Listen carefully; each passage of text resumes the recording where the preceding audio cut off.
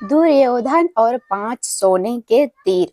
महाभारत की कहानी दुर्योधन और 5 सोने के तीर एक शिक्षाप्रद कहानी है। महाभारत का युद्ध धर्म और अधर्म का युद्ध था। कृष्ण पांडवों के पक्ष से थे, परंतु उन्होंने युद्ध में शस्त्र नहीं उठाने का निर्णय लिया था। वही श्री कृष्ण की नारायणी सेना कौरवों की ओर से लड़ रही थी। युद्ध में कभी कौरवों का तो कभी पांडवों का पलड़ा भारी लगता। महाभारत के युद्ध में कुरुक्षेत्र की रणभूमि पर श्री कृष्ण ने प्रत्यक्ष रूप से शस्त्र नहीं उठाए, लेकिन अर्जुन का सारथी बनकर श्री कृष्ण युद्ध भूमि में अर्जुन का मार्गदर्शन करते रहे। द्रौपदी के भाई दुष्टद्युम्न पांडवों के सेनापति थे। वहीं कौरवों के तरफ से गंगा पुत्र भीष्म सेनापति थे। उनके नेतृत्व में युद्ध लड़ा जा रहा था। कौरव दल पूर्ण बल से युद्ध करने के बाद भी 5 पांडवों में से किसी का वे बाल बांका न कर पा रहा था। दुर्योधन को हुआ भीष्म पितामह पर संदेह।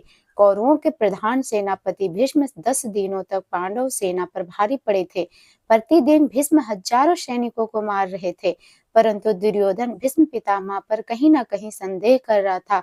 उसे लग रहा था कि पितामह भीष्म जानकर बूझकर पांडवों का साथ देते हैं और उन्हें मारना नहीं चाहते। यही सोचकर एक रात दुर्योधन भीष्म से सीधी बात करने के लिए उनके पास शिविर में पहुंचा। जब दुर्योधन भीष्म के शिविर में पहुंचा तो देखा भीष्म चिंतनशील होकर शिविर में बैठे थे। यूं आधी रात को दुर्योधन को अपने शिविर में प्रवेश करते देख भीष्म हैरान हुए। उन्होंने दुर्योधन से शिविर में आने का कारण पूछा। भीष्म की कर्तव्य निष्ठा पर उठे प्रश्न। दुर्योधन ने गुस्से में कहा, पितामह, आपके मोहपूर्ण अन्याय के कारण मैं आधी रात को आपके शिविर में आने के लिए विवश हुआ हूँ। आप अगर पूरी कर्तव्य निष्ठा और मोह रहित होकर पांडवों के साथ युद्ध करते तो शायद मुझे यहाँ आने की आवश्यकता नहीं पड़ती। युद्ध शुरू हुआ 10 दिन बीत चुके हैं, लेकिन आप अभी तक पांडवों को पराजित नहीं कर पाए हैं। आप संसार को दिखाने के लिए युद्ध का अभिनय कर रहे हैं। आपको आज भी पांडवों से अति प्रेम करते हैं और आप मेरे सेनापति होते हुए भी पांडवों को युद्ध जीतना चाहते हैं। आपने अब बारे में दुर्योधन के मुख से ऐसी बात सुनकर पितामह भीष्म बहुत दुखी हुए। पांडवों को मारने के लिए भीष्म सज्ज दुर्योधन के मुख से कटु वचन सुनकर भीष्म ने दुर्योधन से पूछा, तुम क्या चाहते हो पुत्र दुर्योधन? दुर्योधन ने कहा, पांडवों की मृत्यु और इसके लिए आपको अपनी दिव्य शक्तियों को प्रयोग करना होगा। पितामह भीष्म ने अपनी शस्त्र विद्या का प्रयोग करते हुए सोने के 5 अचूक तीर निकाले और इसे अभिमंत्रित करके बोले, दुर्योधन, तुम व्यर्थ में संदेह करते हो। इन बाणों से कोई नहीं बच सकता। कल का दिन युद्ध का अंतिम दिन होगा। एक ही दिन में 5 पांडवों को इन बाणों से समाप्त कर दूंगा। फिर पांडवों के मरते हुए युद्ध का परिणाम तुम्हारे पक्ष में होगा। पितामह भीष्म की बात सुनकर दुर्योधन प्रसन्न हुआ, लेकिन अगले ही क्षण उसके मन में पितामह भीष्म के प्रति संदेह उत्पन्न हो गया।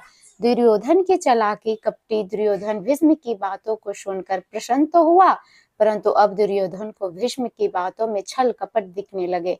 दुर्योधन ने भीष्म से कहा, पितामह, आपकी योजना बहुत अच्छी है, किंतु मुझे फिर भी संदेह हो रहा है कि आप इतनी जल्दी और आसानी से पांडवों को मारेंगे। हो सकता है आप मोहवश या प्रेमवश उन्हें ना मार पाए, अतः आप इन बाणों को मुझे दे दे। मैं युद्ध भूमि में आपको ये 5वें बाणों दे दूंगा और आपके कर्तव्य की याद दिलाऊंगा। तब आप पांडवों का वध मेरे सामने कीजिएगा। दुर्योधन की यह बात सुनकर पितामह भीष्म ने 5 अभिमंत्रित बाण दुर्योधन को दे दिए। दुर्योधन अपने संभावित जीत पर बहुत खुश था। वह बाण लेकर अपने शिविर में चला गया। पांडवों को जब पता चला भीष्म के शिविर के पास पहरा दे रहे पांडवों के एक गुप्तचर ने सारी बातें सुन ली। उन्होंने महाराज युधिष्ठिर को आकर सोने के बाण के बारे में सूचना दी। तब भगवान श्री कृष्ण भी वहीं थे। युधिष्ठिर ने भगवान श्री कृष्ण से कहा, हे गोविंद, पितामह, इन तीरों के प्रतिकार हम कैसे करेंगे? इस बात को सुनकर श्री कृष्ण युधिष्ठिर संग तुरंत ही अर्जुन के शिविर में पहुंचे और अर्जुन को पूरी घटना बताई। श्री कृष्ण ने अर्जुन से कहा कि पार्थ, तुम्हें दुर्योधन से उन 5 बाणों को मांगना होगा। श्री कृष्ण की बात सुनकर अर्जुन ने अचंभित होकर पूछा, दुर्योधन भला वो तीर मुझे क्यों देगा? तब श्री कृष्ण ने अर्जुन को स्मरण दिलाया कि एक बार अर्जुन ने दुर्योधन को यक्ष और गंधर्व के हमले से बचाया था। अर्जुन पहुंचा दुर्योधन के पास। तब दुर्योधन ने प्रसन्न होकर अर्जुन से कहा था कि वो कोई भी कीमती चीज दुर्योधन से मांग सकता है। उस दिन अर्जुन ने बात को टालते हुए दुर्योधन से कुछ नहीं मांगा था। अब वह समय आ गया है। अर्जुन को श्री कृष्ण की बात सुनकर वह स्मरण याद आ गया। युधिष्ठिर की आज्ञा से अर्जुन दुर्योधन के शिविर में पहुंचे। दुर्योधन अचानक अर्जुन को शिविर में देखकर संसक्त हुआ। अपनी शंका को छुपाते हुए जोर जोर से हंसते हुए दुर्योधन ने अर्जुन से कहा, आओ अर्जुन आओ, क्षमा मांगने आए हो क्या? तुम्हारे प्रिय पितामह ने जो तुम्हारी सेना के साथ किया उससे भयभीत हो गए क्या? इस रात्रि में आने का क्या कारण है? बताओ, क्या सहायता मांगने आए हो? दुर्योधन का वचन। अर्जुन ने कहा, भ्राता दुर्योधन, प्राणी पद सही समझ अपने में आपसे याचना करने ही आया हूँ, परंतु मेरे मांगने से पहले आप उसे देने के लिए विवश हैं। दुर्योधन हंसता हुआ बोला, मैं विवश हूँ अर्जुन, याचक विवश होता है, दाता नहीं। परंतु कोई बात नहीं, अबोध अर्जुन, तुम मांगो। अर्जुन ने दुर्योधन से वह 5 बार मांगे, लेकिन दुर्योधन ने अर्जुन को मना कर दिया। तब अर्जुन ने दुर्योधन को क्षत्रिय धर्म स्मरण कराते हुए उस घटना को बताया, कैसे अपने प्राण रक्षा के लिए बदले दुर्योधन ने अर्जुन को कोई भी बहुमूल्य वस्तु देने का वचन दिया था। दुर्योधन ने अर्जुन से कहा, तुम कुछ और मांग लो, मैं यह नहीं दे सकता। दुर्योधन का क्षत्रिय धर्म। तब अर्जुन ने कहा, यदि आप अपने वचन को पूरा नहीं करना चाहते तो कोई बात नहीं भ्राता, अब आपके पास कुछ बहुमूल्य है भी तो नहीं जो मांगा जाए। सामर्थ्य के अभाव में आपको पितामह के बाणों की आवश्यकता भी है। ठीक है, मैं चलता हूँ। अर्जुन के कटाक्षों से दुविधा में फंसे दुर्योधन ने कहा, रुको अर्जुन, किसके पास सामर्थ्य नहीं है? हम 100 हैं, तुम 5 हो। फिर ना चाहते हुए भी दुर्योधन ने 5 बाण अर्जुन को दे दिए। अर्जुन उन दिव्य बाणों को प्राप्त कर अपने शिविर में आ गए।